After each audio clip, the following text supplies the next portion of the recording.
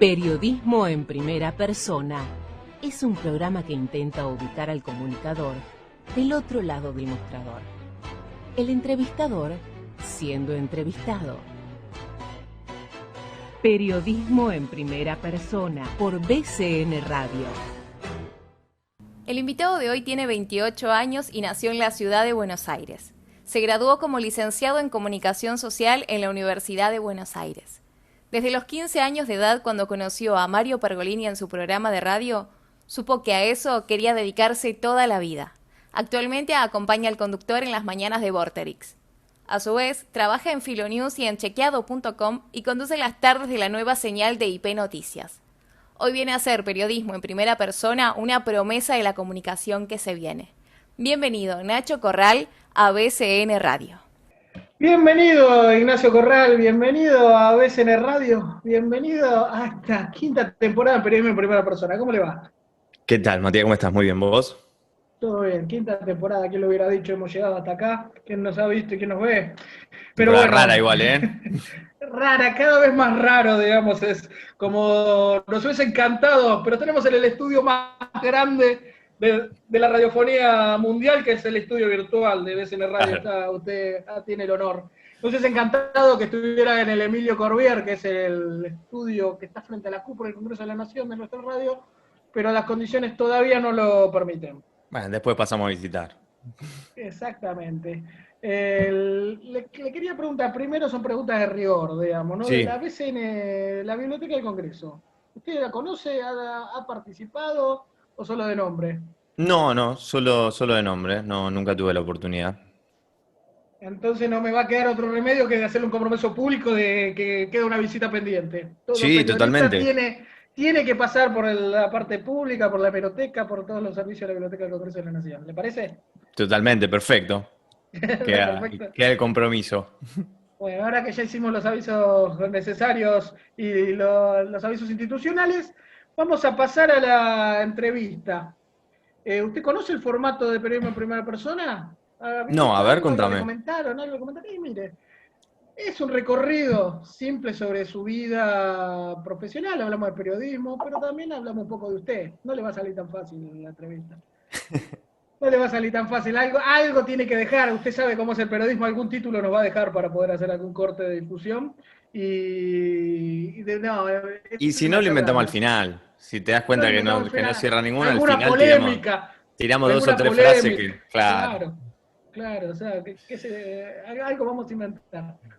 Se trata de una charla sobre periodismo, pero narrado desde el rol de cada uno, que recorre la vida, recorre también el contexto social de lo que hace el sujeto comunicador en este caso, y hablamos un poco de esos temas que la vorágine cotidiana y la actualidad nos lo permiten, haciendo que quizás una mirada más en el horizonte sobre cómo se comunica y qué hace cada uno, ¿no? Bien. Pero narrado desde usted, así que lamentablemente le va a tocar hablar de usted. Claro, la responsabilidad está de este lado. No están tan acostumbrados a hablar de sí mismos, pero bueno, es lo que le toca.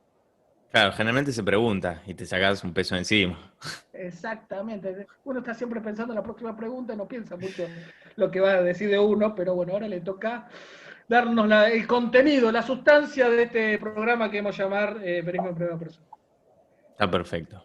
Dicho toda la introducción, paso a decir, señor estimado Ignacio Nacho, ¿no? Corral. Nacho, sí, Ignacio, es lo mismo. Corral. Ignacio es muy formal todavía, me suena. Claro, es muy así. Uno le pone Ignacio para que le digan Nacho a la gente. Claro. O sea, no sé para qué le pone Ignacio, si le podrían poner directamente el apodo, porque todo Ignacio es Nacho. Debería ser ley, es por ley, por mandato de ley. Salvo las madres cuando se enojan, ahí sí vuelvo a ser Ignacio rápidamente. Exactamente. Y ahí le agregan el apellido. Y si tiene doble, los dos apellidos. Así es, suele pasar, sigue pasando y trasciende generaciones. Pero, estimado Nacho Corral, ¿jura decir la verdad, nada más que la verdad y solamente la verdad? Creo que es al revés, pero no importa. No. Como buen periodista me va a esconder una parte, ¿no? Por supuesto. Bueno, arrancamos con una pregunta así. Lo primero, ahora de rigor, este formato virtual me obliga a decir, ¿qué le enseñó esta profesión en el formato de pandemia?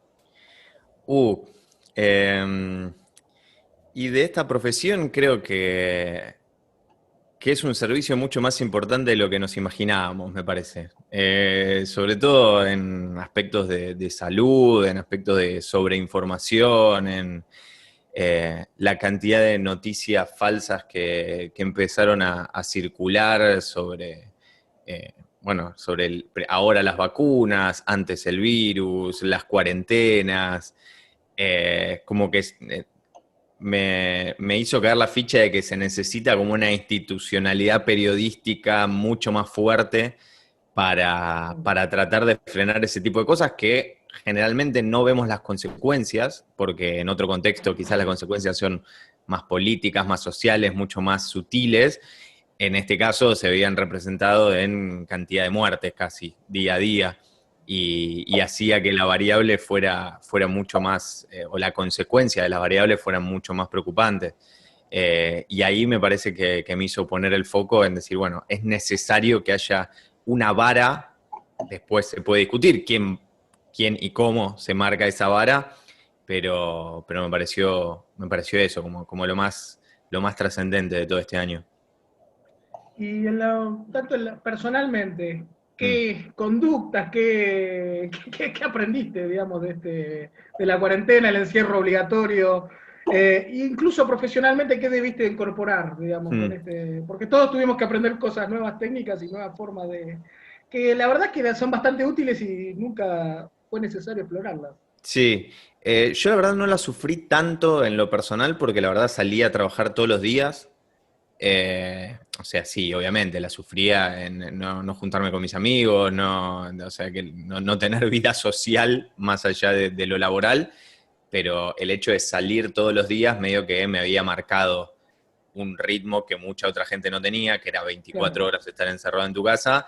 Entonces, por ese lado no la sufrí mucho. Y después, con respecto a las nuevas cosas que se pueden aprender, yo ya sabía bastante de edición, de grabación, de hecho saco fotos, o sea, como que tenía ya como un background para poder manejarme, así que mucho no incorporé. En lo personal quise aprender a tocar el piano, por ejemplo, y duré mes y medio y abandoné, dije, no, esto no va a funcionar.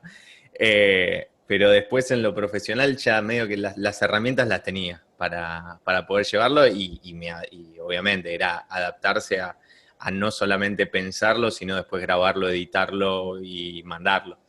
Eh, O sea que la pandemia casi nos evita a un periodista porque se iba a dedicar a ser un tecladista. ¿De qué no, palo? no, de ¿De qué ninguna, palo? no, ¿Del rock? ¿Del rock no, o un tecladista más así de concierto, más concertista? ¿Cuál era lo tuyo? no concertí, no, yo sí, te digo, si tocaba una de Coldplay, si me salía una sola de Coldplay ya estaba, pero no llegué ni a eso. Dije, no, esto no es para mí. Usted me acaba de arruinar el cierre de la nota, que era a Nacho Corral tocando lo que había aprendido en No, la pandemia, digamos, así con su el- teclado. Conservó el teclado, por lo menos ya lo vendió. es que era de mi hermano, no, ni siquiera lo compré, por eso tampoco la vara estuvo muy alta. No, te lo hubiera arruinado si tocaba directamente la Claro, nota. exacto. Eso, creo que eso es relativo todo. Capaz que eso es lo que más mide. Digamos, la gente mira de todo últimamente. Pero, ¿siempre quisiste ser periodista o fue una casualidad? De chico me interesaba, sí, de muy chico me acuerdo que veía programas teniendo 11, 12 años de Juan Castro, por ejemplo, que Caos en la Ciudad, que me volvía loco, la verdad, todo eso, los viajes que hacía, las notas que hacía, y siempre me llamó mucho la atención. No sabía si era exactamente periodismo, pero lo que quería hacer, porque después también las entrevistas de Ginsburg me gustaban mucho en su momento. Y encontré en la carrera de comunicación como la única carrera que más se adaptaba a lo que a mí me gustaba. O sea, todas las otras no me gustaban, sabía que no me gustaban, y esta era la que tenía la mayor cantidad de condimentos que sí me copaban. Y bueno, y después se pegó antes de empezar la carrera, inclusive, con que me empezara a gustar la radio, empezar a escuchar, empezar a querer meterme más en ese mundo. Y dije, bueno, si esto es lo que me gusta, el mundo de los medios es lo que me copa, la carrera para seguir es esta. Y no era periodismo específicamente lo que quería hacer, sino que quería como algo un poco más amplio también. no quería circunscribirme solo al periodismo porque escribir en sí por ahí no me copaba tanto, no era algo que me llamara la atención, entonces necesitaba o pretendía algo un poco más abarcativo. Sí, por eso, vos sos licenciado en comunicación en la UBA. Sí, sí. Y bueno, eso tiene un enfoque un poco más amplio, justamente, ¿no? Sí, sí, de hecho, después en la especialización tampoco seguí periodismo, seguí opinión pública y publicidad, como para tener otro panorama, porque digo, el periodismo lo fui haciendo a medida que lo iba laburando, entonces quería cambiar un poco la perspectiva y la cabeza y ahí fue cuando elegí por ese lado para tener otro terreno un poco más explorado. Ya que entramos por acá, porque siempre es un debate entre los que dicen que el periodismo es más un oficio y los que hablan de la formación técnica Mm. o la formación académica, para decirlo mejor dicho. ¿De qué te sirvió a vos el recorrido por ciencia de la comunicación para lo que estás haciendo hoy? Creo que el criterio de muchas cosas. No sé si lo veo aplicado en mi día a día, o sea, no sé si en el momento que estoy haciendo una entrevista estoy pensando en algún autor específicamente en Verón mientras hago una nota. Pero me parece que el criterio general de tener un concepto de tener un concepto complejo y tratar de bajarlo a la realidad y tratar de capitalizar por ese lado, me parece que fue lo que me dio la facultad. Hoy en día entiendo que la complementación de haber aplicado el periodismo durante mucho tiempo o de haber trabajado en medios me sirvió muchísimo. Con la carrera sola no sé cuánto hubiera podido salir de ahí a conseguir cualquier laburo, porque me faltaban muchas herramientas, pero creo que las herramientas más prácticas las complementé laburando y la facultad me dio ese criterio y ese... es un plus que tenés que lo vas internalizando a medida que van pasando los años y vas consumiendo libros, autores, teorías y distintas cosas que después te das cuenta cuando se te ocurre quizás una idea o para un programa o para una sección o para lo que sea, decís, ah, bueno, todo esto viene porque venís de atrás acumulando un montón de cosas que se reflejaron en esto, pero no es consciente ni a palos. Claro, no, sí, suele, en casi todas, que me imagino, todas las profesiones es así, que no, uno no sabe, en este momento estoy aplicando tal cosa que me Claro, enseñaron salvo en tal medicina, me momento. imagino, ¿no? Que espero que, Sí, espero que sí, que pero no sea todo, intuitivo. claro, no es intuitivo, hay conocimientos generales, pero después Claro. la distancia entre estudiar medicina y ser No, sí. médico, me Sí, más imagino en vale. una sala de emergencia debe ser grande, digamos, o sea, Sí, sí. o sea, pero me imagino que, no, porque el periodismo hay mucho, la comunicación en general, hay mucha gente que viene de distintos palos, no necesariamente estudia, en este caso, comunicación, sino que Sí, sí. estudia o distintas disciplinas, ni siquiera tiene una formación universitaria en Sí, sí, pero no, de tiene hecho, habilidades. hay gente que puede ser abogado y se dedica al periodismo, es decir, también en Exactamente. el periodismo tiene tantas disciplinas que puede ser un montón de cosas, y después ahí también haces la diferencia en si es periodismo o comunicación, porque Claro. periodismo me parece que conlleva como un laburo mucho más casi de investigación, de llamar, de averiguar. Yo hoy en día no sé si me considero que hago periodismo, sino más comunicación, porque no laburo en una nota o buscando o siguiendo, qué sé yo, un periodista judicial, sigue un caso durante meses para Claro. tratar después de sacar una nota. Yo más que nada agarro mucho el laburo que hacen los periodistas y se trata de condensar en un producto que sea consumible para la media de la gente. Exactamente. Bueno, es una buena distinción entre comunicador y periodismo. Igual uno sabe que hoy está todo medio mezclado, o sea, bastante complicado definir quién hace, pero creo que hace que todos los que trabajan en alguna forma de comunicación hacen un poco de todo. Digamos, es Sí, así. sí, O sea, sí, pues también investigan, chequean, hacen cosas, aunque sea no de primera fuente, pero sí de distintos lugares, digamos, esa es la sí, verdad. Digamos, sí, sí. justo le estoy hablando a alguien que trabaja en chequeado.com, digamos, ¿no? O Claro, sea, bueno, ahí sí es el trabajo más de periodista, digamos, en donde vas claro, directamente a la fuente, es el trabajo de periodista clásico, digamos. ¿Es esto, es verdad o exactamente. no? Vas a buscar distintas fuentes. Es un trabajo que no hace ningún medio tradicional de comunicación, claramente, porque lleva un tiempo que en general los Claro, medios no están claro, dispuestos a esperar ni a pagar por ese tiempo para que un periodista tarde 3 días en hacer una nota. exactamente. Bueno, ahora vamos a hablar un poco de eso, pero no se me va a escapar. Quisiéramos conocer primero, Corral, algo que que Nacho Corral, ¿cómo era la familia? ¿Cómo empezó todo? ¿Cómo era la Digamos, qué, perdón? tu familia, su núcleo familiar. Muy Barrio San Cristóbal, en la capital federal. porteño de buena ley, digamos. Sí, pero así barrio medio intrascendente, ¿no? Porque no es ni San Telmo, no es ni Boedo, no es ni... O sea, como un barrio ahí que quedó en el medio, que muchos ni siquiera La, saben dónde... la Federación de Vecinos de San Cristóbal agradecida, digamos así, pero está muy bien, lo dice uno de ahí mismo, nacido y criado. Pero es ahí, muchos, y después termino diciendo, ¿y dónde es? Bueno, cerca del Congreso. Es la referencia que terminás tirando cuando vivís ahí. Exactamente. Claro.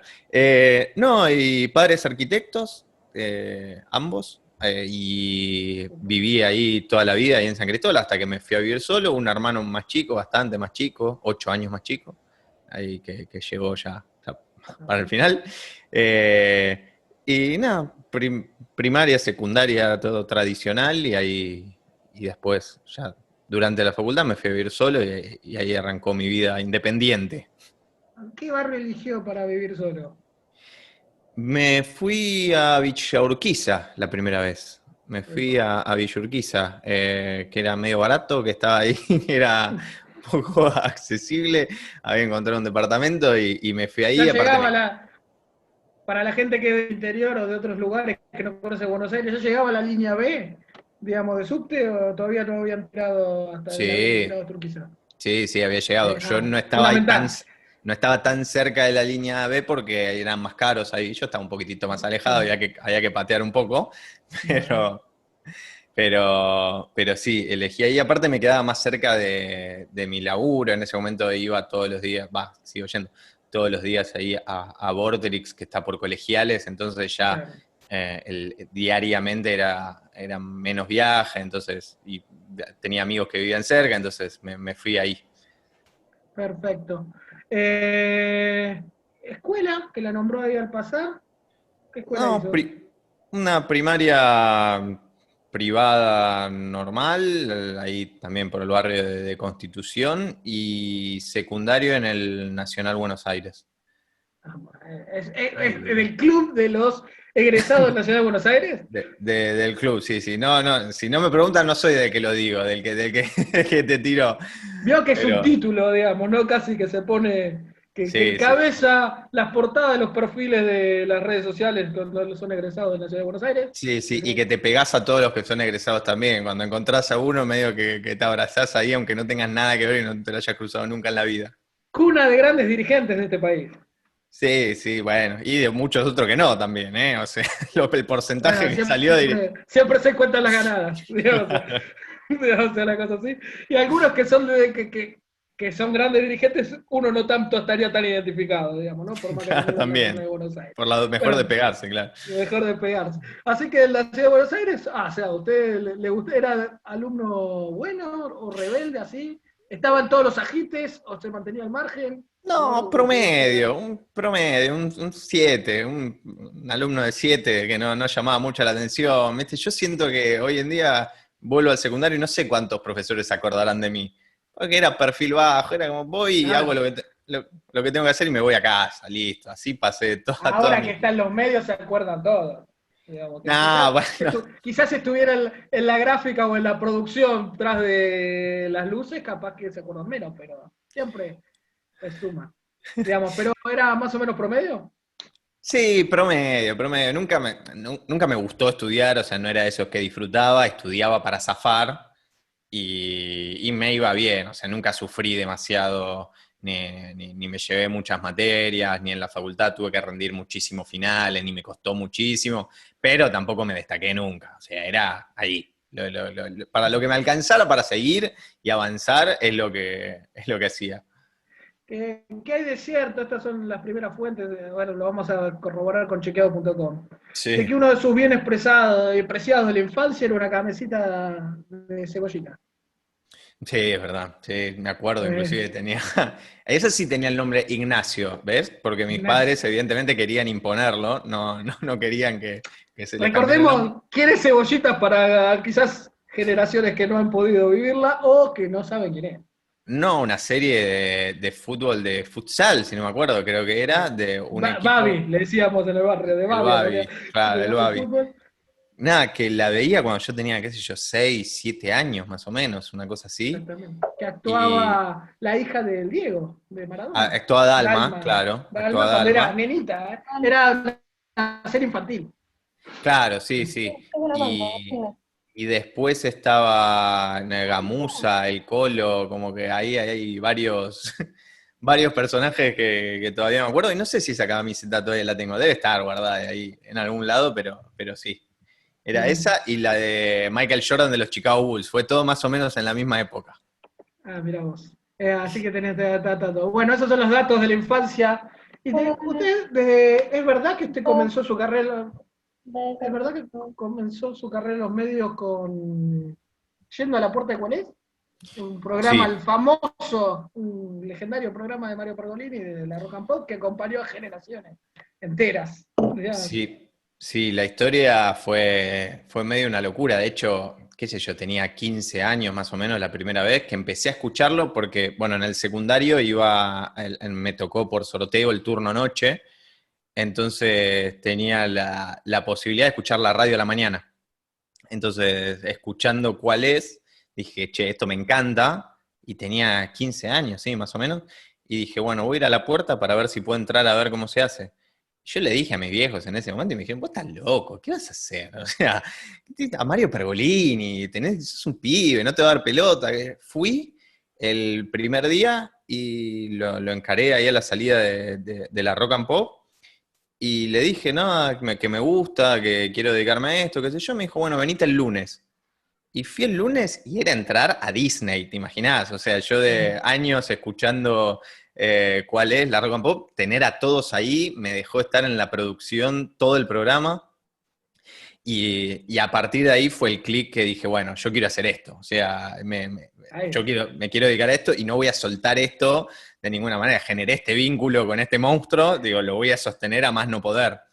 Y después le dije que quería seguir yendo y me dijo, no, pero sos muy chico, estudiá y después vení. O sea, tenía 15 años, imagínate. Yo lo pienso hoy y es una locura.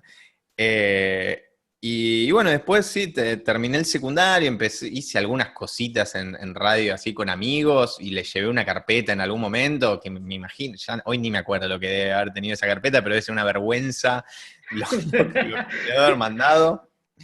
Y me dijo, bueno, mira, la verdad no sé cómo sos, si serás bueno y responsable o qué, pero por lo menos sos perseverante.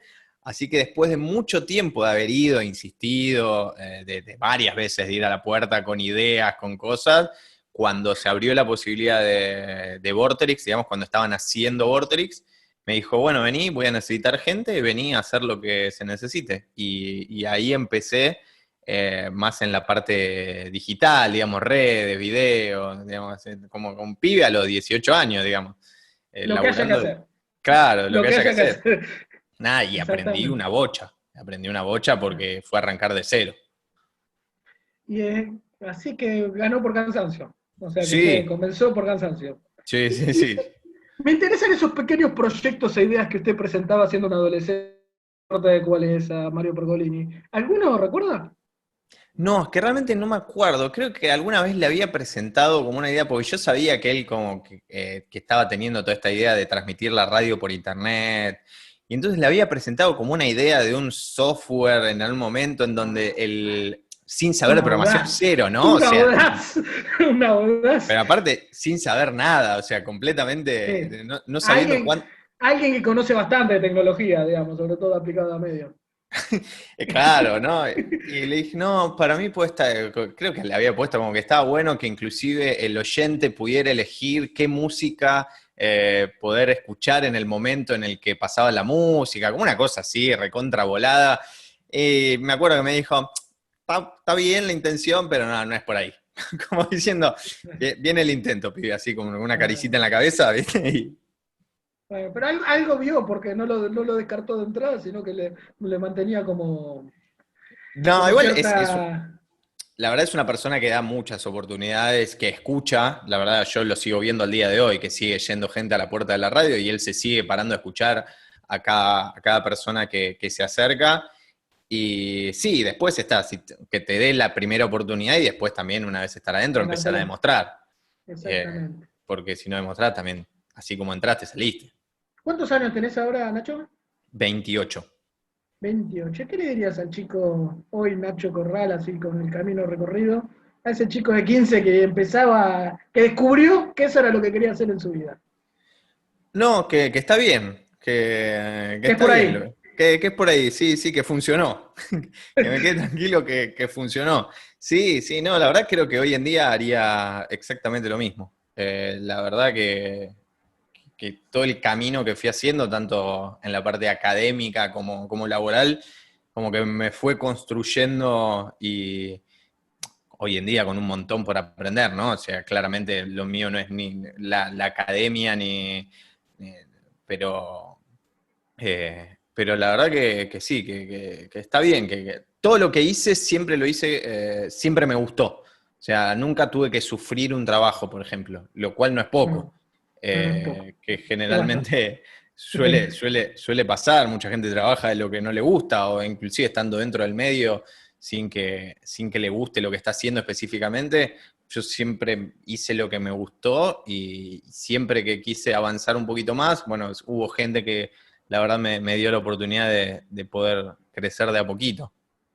¿Y cómo hace un confeso hincha de River para trabajar con el vicepresidente de Boca todos los días? No es fácil, es, Y encima es- que tu jefe del, o sea, no caer en la tentación del chiste fácil y que corra peligro tu fuente laboral. sí, es caminar sobre una cornisa todo el tiempo. Decí que por suerte me tocó una etapa muy beneficiosa para River, por lo tanto el silencio mío no me molesta, o sea, como que eh, Exacto. él puede Bueno, cargar cambiemos todo de lo... tema porque defectos tienen todos, entonces podemos cambiar ahora directamente, pero debe ser complicado, digamos. Aparte, lo veo, a Mario no lo veo a alguien que le gusta que lo carguen y que No, lo de veo ninguna bastante manera. rencoroso, digamos, sobre todo con cuestiones deportivas. Sí, de ninguna manera. Bueno, pero él ya era así antes de ser vicepresidente de Boca. De Bueno, hecho, ahora siendo vicepresidente se tiene que cuidar más todavía de lo que dice, entonces por ahí es un poquito más fácil, porque no y puede salir ahora a sale en cadena un programa deportivo por todos lados, digamos, cada frase que da. claro, entonces no puede salir a boquear cualquier cosa, entonces yo me escudo ahí. Entonces que cada tanto habla de River, ahí va equilibrando y yo ahí me quedo en silencio, total, ya. Los resultados hablan solos durante todo este tiempo. Sí, si hablamos de resultados podemos ver. Mejor dejémoslo ahí porque, dejémoslo ahí porque si no le vamos a tener que comunicar a Pergolini las cosas que está diciendo. Digamos, las cosas así. Bueno, ¿algún sueño pendiente, algo para hacer? Digamos, vos sos joven, te queda mucho camino, algo que decís, esto quiero hacer, ya de profesional o en la vida. En la vida me Eh, interesa más. en la vida, Sí, pues profesional es el camino muy amplio y nunca sabe, pero en sí. la vida, en la parte de personal, algo para realizar. No, no sé si tengo un sueño así inalcanzable. A mí me gusta mucho, generalmente, qué sé yo, los objetivos que me pongo casi anualmente es viajar, o sea, quizás no, ¿Cuál intento es el no, objetivo del 2021, si la pandemia permite, no? bueno, eh, qué sé yo, conocer, me gusta conocer, qué sé yo, la India sería un lugar que me gustaría conocer muchísimo, por ejemplo. Entonces, no, como que Hablando cada de año, vacunas, va a tener que ponerse una cuanta. no, Pero, sí, por eso. Hoy en día no es un sueño que lo esté viviendo ahí, en el que esté laburando mucho, porque digo, bueno, probablemente haya que bajar la persiana, pero no, creo que es eso lo que me gusta por fuera de lo profesional hoy en día, tratar de disfrutar sabiendo que no siempre voy a tener la oportunidad, ni económica ni laboralmente, de poder viajar. Así que me parece que los viajes es lo que más me copa. perfecto, estamos ahí consiguiendo alguna agencia de turismo que maneje algo de la India y que pueda prever lo que va a pasar en el futuro. Entonces, para cambiar un poco de tema, los momentos, te digo, ¿cuál es la función de periodista, Nacho? Creo que tener la responsabilidad de comunicar lo más cercano posible a la realidad. O sea, yo no creo que haya un periodismo totalmente objetivo, o sea, no lo creo porque todos somos personas y todos comunicamos atravesados por todo lo que nos pasó, por todo lo que pensamos, aunque se haga el mayor esfuerzo posible. Pero creo que es eso, y creo que el objetivo, si lo estás cumpliendo o no lo estás cumpliendo, te lo va marcando la gente. Me parece que la aceptación o no aceptación de lo que vos estás haciendo se va viendo en esa recepción, porque en definitiva el único capital que tiene el periodista es la confianza de la gente. En el momento que perdés la confianza, ya la evaluación termina siendo completamente subjetiva. Y desde tu perspectiva, ¿cómo ves el ejercicio del periodismo hoy o de la comunicación? ¿Cómo lo veo? Sí. Y hoy en día es difícil porque la mayoría de todos los medios están atravesados por intereses, entonces es quizás muy difícil ser completamente abierto, más allá de que existen libertades, lógicamente, de todo, hay los grandes medios son grandes empresas también, ¿no? Entonces tienen lineamientos y no digo que ni que estén comprados, pero ni siquiera ni que sea explícita la tendencia que pueden llegar a tener, pero uno lógicamente se adapta al lugar donde está trabajando y empieza a manejarlo de esa manera. Creo que hay que prestarle atención a no creer tampoco que todo el mundo es periodista, sobre todo la preocupación de las redes, ¿no? De que cualquiera tuitea algo y se toma como información cuando generalmente probablemente sea una opinión, sobre todo si es de una persona que nadie conoce, y no tratar de hacer periodismo a través de eso, ¿no? De que tratar de volver un poco a las fuentes más analógicas y analizar la realidad por ese lado. Justo tiene que ver con chequeado y con Mm. todo, y aparte por esta forma de comunicar, quizás vos, tanto como trabajás en IP, en Filonews, tiene una forma de comunicar más de la nueva era, digamos, ¿no? O sea, Sí. muy en redes, muy en pastillas, en pequeños datos, y después con un poco de análisis. ¿Vos crees que las redes y esta forma quitó un poco de profundidad en el análisis para poner un poco más de información, impacto, o está complementado por otro lado? Yo creo que está complementado, que el que quiera informarse se va a informar, y quizás esta forma de comunicar yendo hacia la persona, yendo hacia el público y no esperando que el público venga hacia vos, es una forma de masificar un poco más alguna información que antes quizás ni siquiera tenía noción. Me parece que las cosas como las que hacemos en Filo, por ejemplo, hacen que haya temáticas que por ahí un pibe de 15, 20 años ni siquiera se hubiera imaginado, y por lo menos les despierta una semillita de algún tema, y que si le llega a interesar tiene medios a partir del cual, Filo mismo, a partir del cual seguir profundizando. Me parece que está bueno como venta, o sea, como medio como alcance, como para masificar el alcance, pero obviamente después va a estar en cada uno cuál es el nivel de profundidad que le vas a dar, pero eso pasa ahora y pasó siempre. Hay gente que leía la tapa de los diarios o escuchaba el resumen de título de noticia de la radio de cada una hora y se quedaba con eso. Después van a estar los que quieren profundizar en un análisis, en una editorial, abrir el diario y leer la nota completa. Claro. Sí, y con respecto a todo lo que es la fake news, ¿no? Que vos trabajás bastante sobre eso, y bueno, el chequeado justamente es para desnudar todo el pescado podrido, digamos, que hay por ahí, o que se da como cierta verdad que te empieza a trascender y se empieza a desparramar, y después, cuando aparece que es falso, casi ni se conoce, digamos, ya se instaló que es parte de la era moderna de la comunicación, incluso Sí. con cosas que tienen que ver con el poder y con cosas que no tienen arreglo, como la salud, digamos. La pandemia quizás, y lo de la salud fue lo más emblemático, que se desparramó cualquier cosa por todos lados, de temas que podrían tener consecuencias letales para muchas personas. Sí, sí. De hecho, en Chequeado lo comprobamos, y está estudiado en el mundo, que la información falsa se difunde 80% más que la información real. ¿Y por qué sucede eso? ¿Cuál es una de las explicaciones? No te digo que es una respuesta porque No, es complicado, sino que ¿cuál sería una...? La gente necesita socializar y pone para solamente compartir. No estoy hablando de que la genera, que para mí es otra intención, sino No, de que son la otras cosas. reproduce. De que Sí, la sí, sí. reproduce. Sí, la reproducción está dado por eso, por una necesidad de generar comunidad, de generar impacto, de decir, che, mirá lo que me pasó, lo que encontré, mirá lo que leí, lo que está pasando. Y generalmente las noticias falsas son noticias que son impactantes, pues son fáciles de consumir, es decir, son sencillas justamente porque son fáciles, porque son falsas, digo.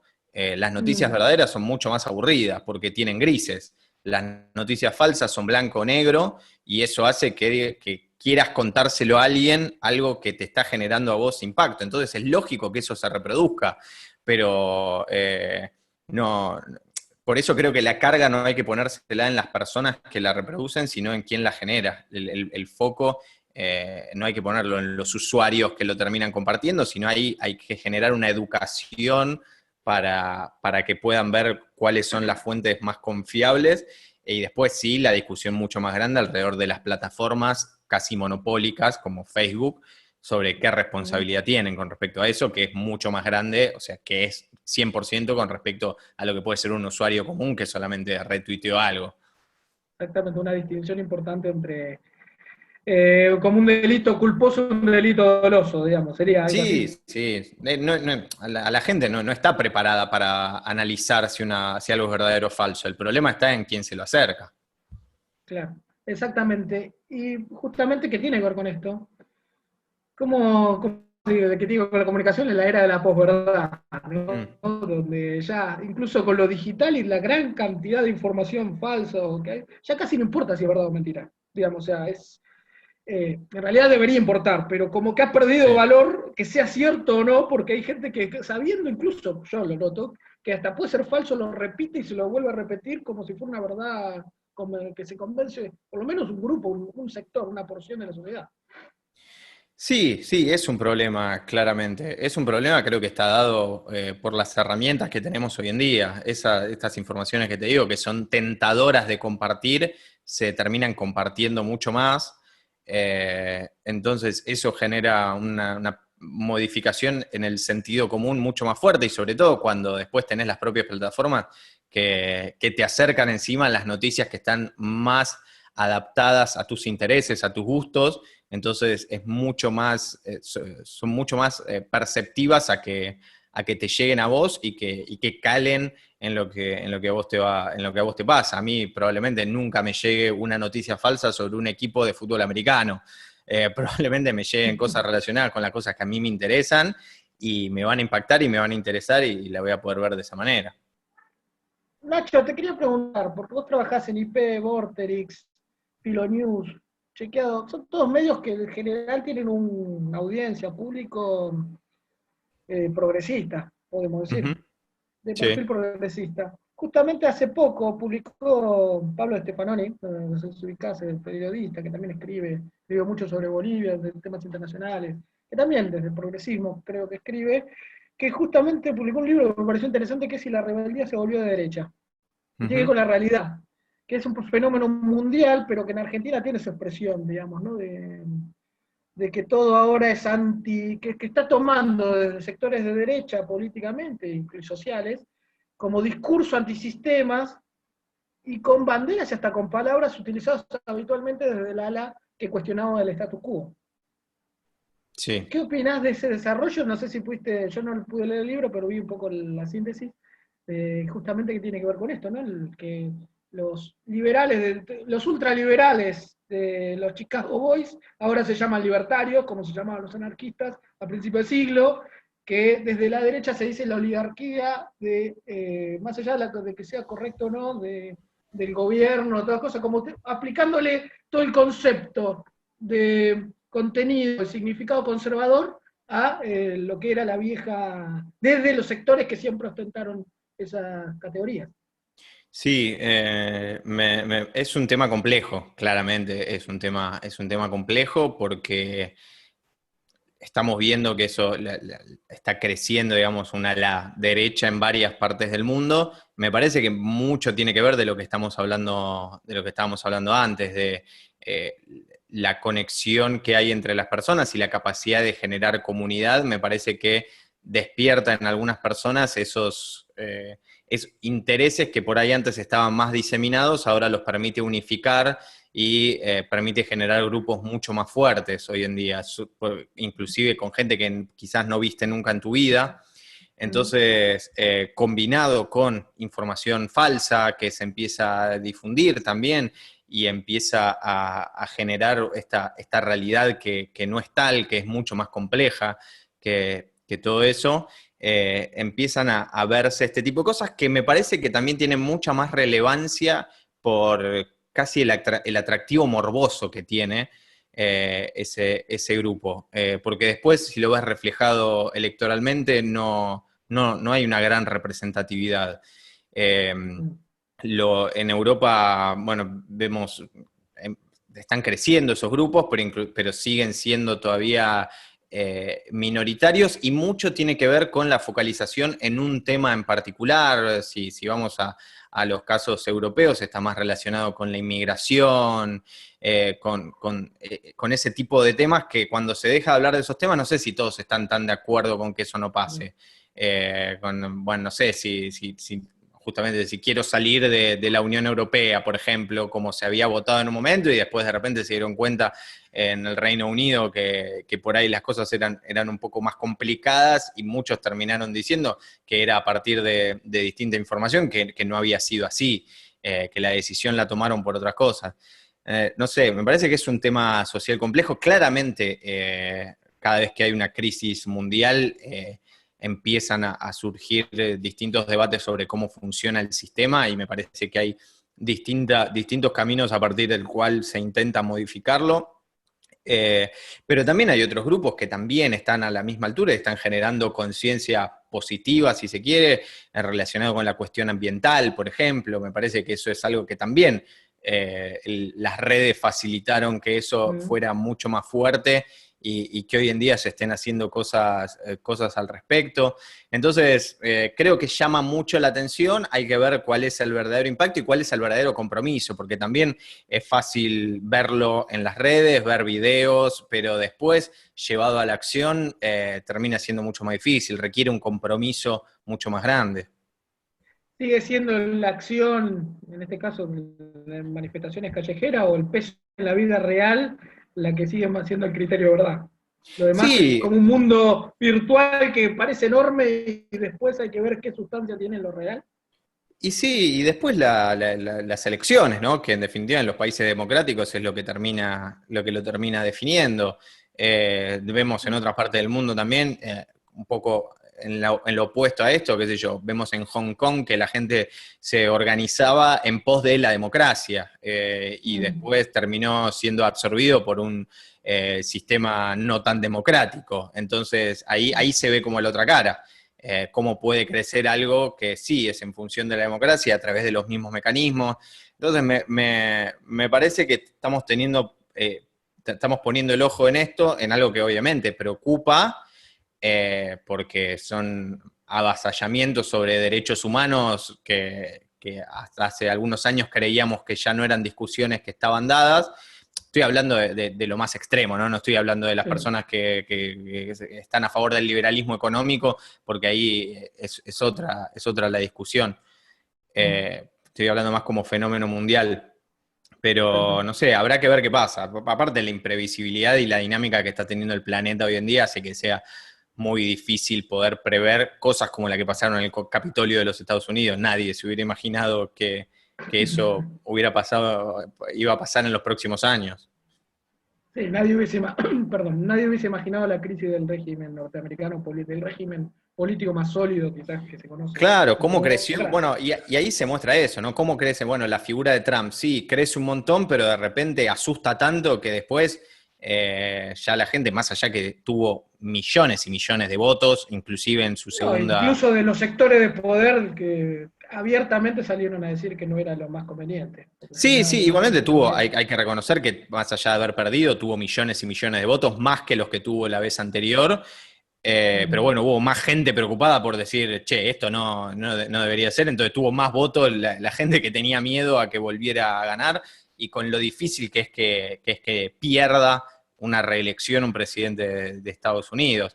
Y acá pasó con Macri, no por compararlo con respecto a sus políticas, pero sí por las tendencias, si se quiere, en Argentina.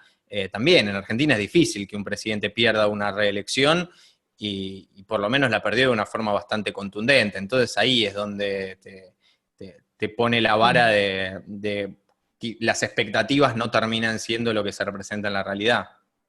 Mientras tanto, Biden ya inauguró su etapa de bombardeos a Siria, digamos, para dejar bien claro, digamos, que la política es parecida. Digamos, Sí, desde el es punto de Estados vista, Unidos, por no, más no. que sea demócrata, el fin imperialista sigue vigente, digamos. O sea, quizás con un lenguaje un poquito más agradable al oído y no sin xenofobia y Sí, racismo, ya pero lo habíamos visto con Obama, el primer presidente negro que había ganado un Nobel de la Paz por sí, decir que iba a cerrar Guantánamo, que iba a terminar con sí, las guerras, sumó mayor cantidad de tropas, no cerró Guantánamo, inició sí, otra guerra. Eso es sí. la política de Estados Unidos que te lleva, los que están ahí son figuras pasajeras. Exactamente, ya que nos pusimos tan profundo, vamos a cambiar y vamos cerrando esta entrevista agradeciendo tu amabilidad. ¿Se ha sentido cómodo? Sí, totalmente, totalmente. Mejor, me agrada mucho. ¿Qué programa, si fuera, acá tenemos la producción, puede ir a elegir formato televisión, radio, lo que usted quiera, o todo junto, ahora como se usa, digamos, y no fuera problema de producción, ¿qué programa le gustaría hacer?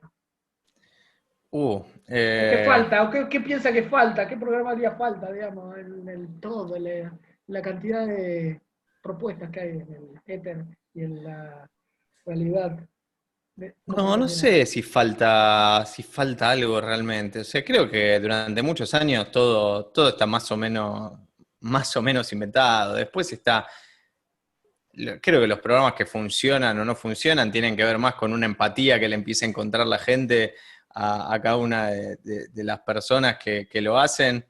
Nada, a mí me gusta esto, lo que tiene que ver con tratar de llevar quizás temas complejos o discusiones complejas a un terreno en donde todos los puedan entender, poder tratar de despertar ciertas ideas en la gente de alguna manera, sin banalizarlo, ¿no? Los temas claramente, pero como relajando, ¿no? A mí la Actualidad, forma... digamos. Actualidad, un magazine informativo desde el punto de vista del formato así más Sí, sí, también, relajado, pero con rigurosidad claro, aflojar también las noticias. Hoy en día hay también mucha pose en la formalidad de las cosas. Se puede, me parece, soltar un poco más sin tener una postura así tan firme y compleja. Bueno, hemos llegado al final, le agradecemos mucho nuevamente, mi querido No, gracias a vos. Ignacio. Este programa tenemos que agradecer a BCN Radio, al equipo de producción de toda la radio, fundamentalmente a Mariana Salas y a Rosario Ferreira, que usted ha conocido, que son las productoras de este humilde programa ahora audiovisual, digamos, y a Lara Alonso y a todos los técnicos que hacen que sea posible que podamos emitir por las redes sociales de BCN Radio y bcnradio.com.ar este programa semanalmente. Bueno, muchas Muchas gracias a vos gracias. y a los chicos también. Gracias. Pero ya que se sintió tan cómodo para cerrar, Sí. a todos nuestros invitados le pedimos que nominen a uno comunicador, periodista, o lo que quiera, o todo junto como se usa ahora, que se siente en su lugar, en esa silla, y venga a hacer periodismo en primera persona. ¿Quién se le ocurriría nominar? ¿A quién para que sea la próxima entrevista, digamos? Exactamente. La próxima o alguna de las próximas tenemos que Claro, sí, agendar. sí, sí. Sí, entiendo que la producción por ahí no va a ser tan fácil para que sea la próxima. Es una luz. La producción, usted da el nombre y ya se está comunicando. Esa cosa. Entonces, no. Em, a ver, ¿en qué momento que me pusiste? No, bueno, tampoco no tiene que ser famoso, ni mucho menos. Tiene que ser. No, no, no. Que vos decís que Bueno, esto puede contar algo interesante, digamos. a mí, justamente creo que, no sé si ella se definiría así, pero Candelaria Boto, que es economista, que es una de las que lleva adelante Ecofeminita, me parece que es alguien que le encontró una buena vuelta para comunicar economía desde una perspectiva que antes no se comunicaba, que es con la perspectiva feminista justamente, y lo hace de una manera muy, pero muy agradable. Así que me parece como una buena opción. Candelaria Voto. Ha quedado agendado, muy bien, así ha quedado nominada y la producción se estará comunicando en este instante, digamos, y calculo que usted hará lo suyo para decir, no la va a pasar tan mal, digamos. No, por supuesto, por supuesto. Y para cerrar esta entrevista de la temporada quinta de Periodismo en Primera Persona, todos los invitados desde el primer programa, allá por el año 2017 creo, no me acuerdo bien el año, pero le pedimos una reflexión final, un mensaje para cerrar la entrevista, ya sea para los futuros estudiantes que están estudiando periodismo, para los comunicadores, para la vida, para lo que quiero ir que oiga. Estos segundos de aire virtual finales son todos suyos, Nacho Corral.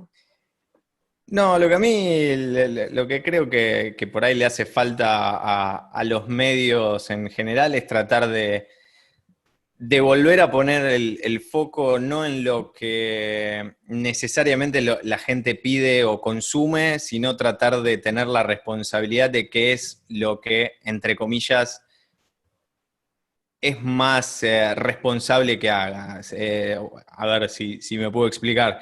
Entiendo que las noticias más sencillas, más virales, son más fáciles de producir, son más cliqueables, generan más dinero para los medios, pero me parece que está bueno, inclusive con distintos proyectos que existen hoy en día, qué sé yo, Cenital, por ejemplo, por mencionar uno que se me ocurre en este momento, que pone el foco en tratar de generar contenido que sirva, que aporte a la sociedad, más allá de cuál es el rédito económico popular que te pueda llegar a dar. Creo que a la larga son proyectos o son ideas que tienen su valor y me parece que está bueno que se trate de volver a apostar por ese tipo de cosas, que no todo sea, o que esté balanceado por lo menos en lo que se busca el clic y lo que quizás uno debería saber para informarse, porque casi como cerrando el círculo de lo que hablábamos al principio,